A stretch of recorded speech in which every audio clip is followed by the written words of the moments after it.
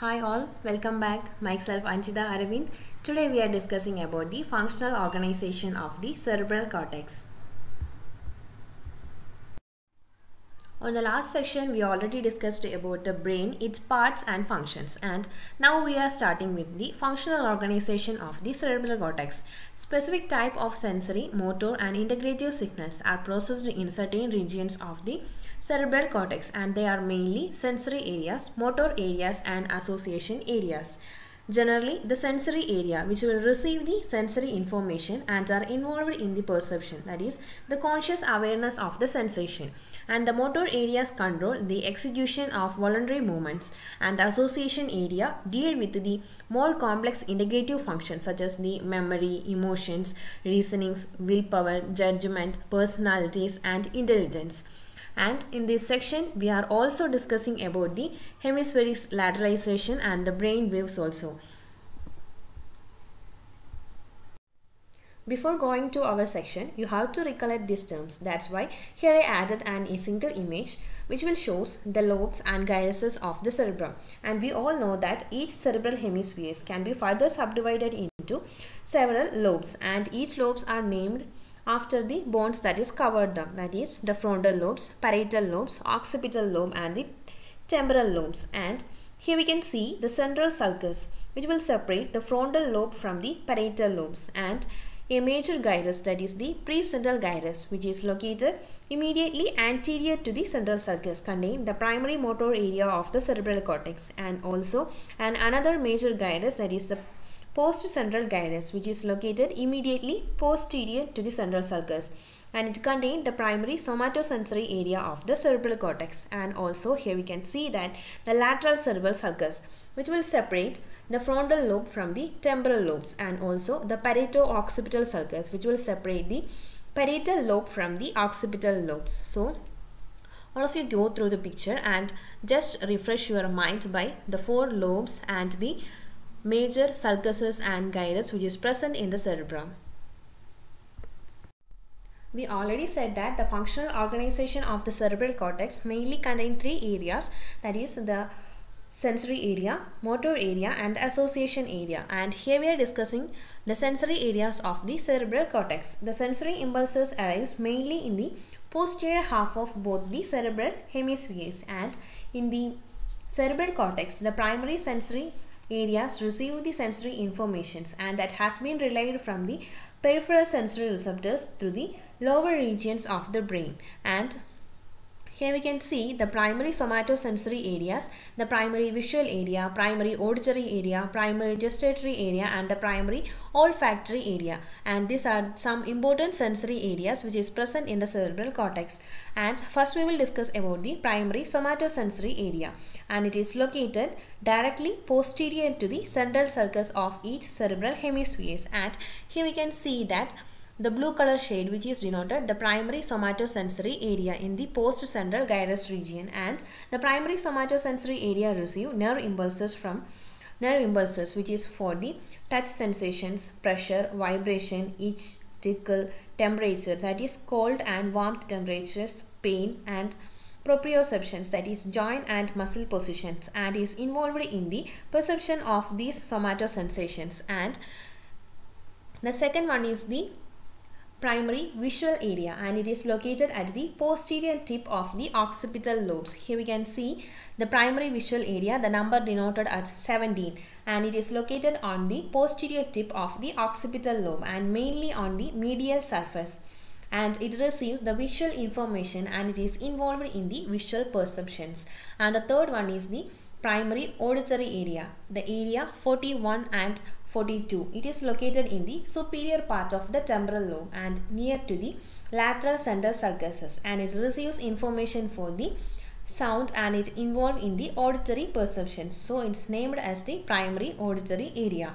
And the next one is the primary gustatory area. The area 43 is denoted as the primary gustatory area, and it is located at the base of postcentral gyrus and superior to the lateral cerebral sulcus in the parietal cortex, and it receives impulses for taste, and it is involved in the gustatory perceptions and taste discriminations. So This is the primary gustatory area, the number 43. And the last one is the primary olfactory area. It is located in the temporal lobe on the medial aspects, and its number is number area 28. And it receives impulses for the smell. That's why it is named as the olfactory area, and it is involved in the olfactory perceptions. So these are the sensory areas of the cerebral cortex and its functions. Now we will discuss about the motor areas of the cerebral cortex. So the motor output from the cerebral cortex flows mainly from the anterior part of each hemisphere. So here we can see the main two areas of the motor areas, that is the primary motor area and the Broca's speech area. So these are located on the anterior part of our cerebral hemispheres. So it is located on anterior to our central sulcus region, and the primary motor area, the area 4, and it is located on the precentral gyrus of frontal lobes, and each region within the areas which will control the voluntary contractions of specific muscles of group of muscles, and the electrical stimulations of any point in the primary motor area which will causes the contraction of the specific skeletal muscle fibers on the opposite side of our body. And the next region is the Broca's speech area, the area 44 and 45. Here we can see it in the image, that is the 44 and 45 image areas, which is denoted as the Broca's speech area, and it is located in the frontal lobes and close to the lateral cerebral sulcus. And speaking and understanding language are a complex activity that involves several sensory, association and motor areas of our cortex region, and in about 97% of the population. And these language areas are localized in the left hemispheres, and the planning and production of the speech area and the nerve speech areas which is occur in the left frontal lobes in most people.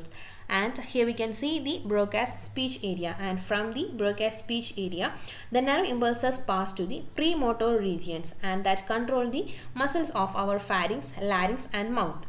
And the impulses from the premotor areas, it results in a specific and coordinated muscle contraction. So the Broca's speech area send an impulse into our premotor regions, and the premotor regions which will control our larynx, pharynx and mouth regions, and the impulses, the premotor areas causes the specific and coordinated muscle contractions, and also simultaneously the Broca's speech area will propagate the impulses from the Broca's speech area to the primary motor area also, and from here the impulses also control the breathing muscles to regulate the proper flow of air past the vocal cords, and the coordinated contraction of our speech and the breathing muscles enable us to speak our thoughts. So this is the mechanism behind the speaking, and the Broca's speech area which will help to these functions, and these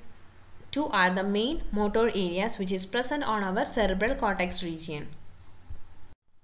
Next we will discuss about the association areas of the cerebral cortex. There is a large number of association areas present on the cerebral cortex region, and the association areas of the cerebrum consist of a large areas of the occipital, parietal, temporal lobes and of the frontal lobes anterior to the motor area section, and the association areas are connected with one another by the association tracts. And the major association areas which may include the somatosensory association area, visual association area, facial recognition area, auditory association area, and orbitofrontal cortex and Wernicke's area, common integrative area, and prefrontal area, premotor area, and the frontal eye field area. These are the major association areas present in the cerebral cortex region, and we can see it on the images. And now we will discuss one by one detailed.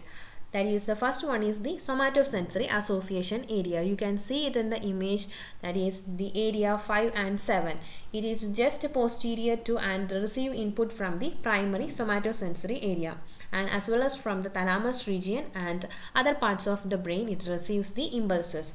And these area permit us to determine the exact shape and texture of an object by feeling it, and to determine the orientation of one object with respect to the another. And another role of the somatosensory association area is the storage of memories of the past somatic sensory experiences, and which will enable us to compare the current sensation with the previous experiences. So this is the main function of the somatosensory association area. And the next one is the visual association area. The area 18 and 19 is known as the visual association area. It is located in the occipital lobes and receives sensory impulses from the primary visual area and thalamus. And it relates the present and past visual experiences and is essential for recognizing and evaluating what is seen. That is, for example, can take the visual association area allow us to recognize an object such as a spoon simply by looking at it. We can recognize it as a spoon. And the next area is the facial recognition area, corresponding roughly to the areas 20, 21 and 37 in the inferior temporal lobes, and receive nerve impulses from the visual association areas. And this area store the information about faces, and it allows us to recognize the peoples by their faces. And the next area is the auditory association area, area number 22, and it is located inferior and posterior to the primary auditory area in the temporal cortex region, and allow us to recognize a particular sound or speech and music or noises. And the next is the orbitofrontal cortex. It is corresponding roughly to the area 11 along the lateral part of the frontal lobes, and receives sensory impulses from the primary olfactory area and the orbitofrontal area. This allows us to identify the odors and to discriminate among different odors. And the next is the vernix area. Here we can see the vernix area, the area 22 and possibly the areas 39 and 40. A broad region in the left temporal and the parietal lobes, and it interrupts the meaning of speech by recognizing the spoken words, and it is active as to recognize or translate the word into thoughts. So this is the vernix area or the posterior language area. And the next area is the common integrative area. The area 5, 7, 39 and 14 is known as the common integrative area. It is a burdened and by somatosensory visual auditory association areas, and also it receives impulses from the areas and also the primary gustatory areas, the primary olfactory area, thalamus, and the parts of the brainstem. From these all parts it will receive the impulses, and this area integrates the sensory interruptions from the association areas and impulses from other areas, and allowing the formation of thoughts based on the variety of sensory inputs. So the common integrative area, the area 5, 7, 39 and 40. And the prefrontal cortex or frontal association area. It is an extensive area in the anterior portion of the frontal lobes, and especially in humans, that is the area 9, 10, 11 and 12. The area 12 is not illustrated in this picture. It can be seen only in the medial view, and this area has numerous connections with other areas also. And the prefrontal cortex, it is concerned with the makeup of a person's that is such as personality, intellect and complex learning abilities and recall of information, initiative, judgment and foresight, reasonings and mood, planning of future and development of the abstract ideas. These all are determined by this prefrontal cortex area. And the next one is the premotor area. The area 6 is known as the premotor area. It is a major motor association area, and that is immediately anterior to the primary motor area.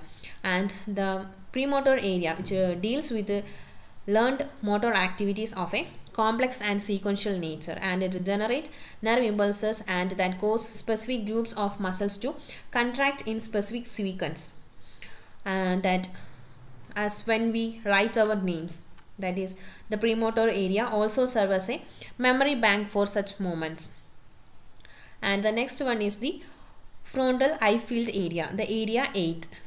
In the frontal cortex is sometimes include a premotor area also, and it controls the voluntary scanning movements of the eye. So these are the main association areas which is present in the cerebral cortex region. And in the image some numbers are given, and these numbers still used today by from K. Boardman's map of the cerebral cortex, and it is published on 1909. So this all about the functional regions of the cerebral cortex, that is the motor regions, sensory region and the association areas which is present on the cerebral cortex regions. Here I added a topic, that is the hemispheric lateralization. You all will think what is hemispheric lateralization. So now we will discuss about this. We all know that the brain is almost symmetrical in its right and left side, but some anatomical and some physiological differences also exist in them. When we considering the physiological differences, the two hemispheres share the performance of many functions, and each hemisphere is also specialized in performing certain unique functions also, and this functions or this functional asymmetry is termed as the hemispheric lateralizations. And here I added the right hemisphere functions and the left hemispheric functions, and here we can see that the right hemisphere functions, which will receive the somatic sensory signals from and control the muscles on left side of the body, and the left hemisphere which receive the somatic sensory signals and control the muscles on the right side of our body. And in most people, the left hemisphere is most important for reasoning and numerical and scientific skills, spoken and written language, and the ability to use the and understand the sign language also. And conversely, the right hemisphere is most specialized for the musical and artistic awareness and spatial and pattern perceptions and recognition of face and emotional content of language and discrimination of different smells and generating mental images of sight, sound, touch, taste and smell to compare the relationship among them. So there is some differences among the functions of the left and right hemispheres. So this functional asymmetry is termed as the hemispheric lateralization. Here I added a graph which will shows the type of brain waves recorded in an electroencephalogram. Now you will think what is brain waves and what is electroencephalogram. Now we will talk about the brain waves and the electroencephalograms. We all know that the brain neurons are generating millions of nerve impulses or the action potentials, and these electrical signals are called the brain waves. And the brain waves are generated by the neurons which is closer to the brain surface. That is mainly the neurons which is located on the cerebral cortex region and can be detected by the sensors called the electrodes, and which is placed on our forehead or the scalp regions. And the record of such waves is called the electroencephalogram or EEG. And this electroencephalogram are useful for both in studying the normal brain functions and also the brain disorders. When we considering the normal brain functions such as the changes that occurring during the sleeping and diagnosing of variety of brain disorders such as epilepsy, tumors, trauma, hematomas, metabolic abnormalities, site of trauma and degenerative diseases. These all can be detected by using an electroencephalograms. And the pattern of activation of the brain neurons will produce mainly 4 types of brain waves. Here we can see the alpha, beta, theta and delta waves which is produced by the brain. And when we considering the alpha waves, these rhythmic waves occur at a frequency of 8 to 13 cycles per second. And the alpha waves are present in the EEGs of nearly all normal individuals when they are awake and resting with their eyes closed. And these waves disappear entirely during the sleeping times. So this is the alpha waves which is denoted by the red color lines, and the next wave is the beta waves. The frequency of this wave is between the 14 to 30 Hz, and the beta waves generally appear when the nervous system is active, and that is during the periods of sensory input and mental activity only the beta waves are active. And the next is the theta wave. The theta wave have frequency of 4 to 7 Hz only, and these waves normally occurs in children and adults experiencing emotional stresses, and they also occurs in many disorders of brain. And the next one is the delta waves. You can see the green color notions, that is the delta waves, and this frequency of the wave is 1 to 5 Hz, and the delta wave occurs during the sleep in adults. And but they are normal in awake infants.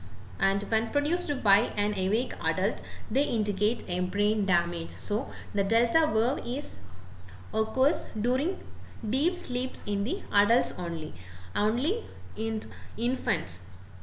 It is present in the awake states also, but when the delta waves are present in the awake adult, it indicates the brain damage. So by using a brain wave by EEG, we can determine the normal brain functions and also the various disorders that are occurring in a brain. So this is all about the brain waves. So this is all about the functional organization of the cerebral cortex and the different areas such as the sensory, motor and the association areas. I know now your situation is like this image. Don't worry, you go through the sections 2-3 times and you can understand the topic very easily. Thank you all for listening me.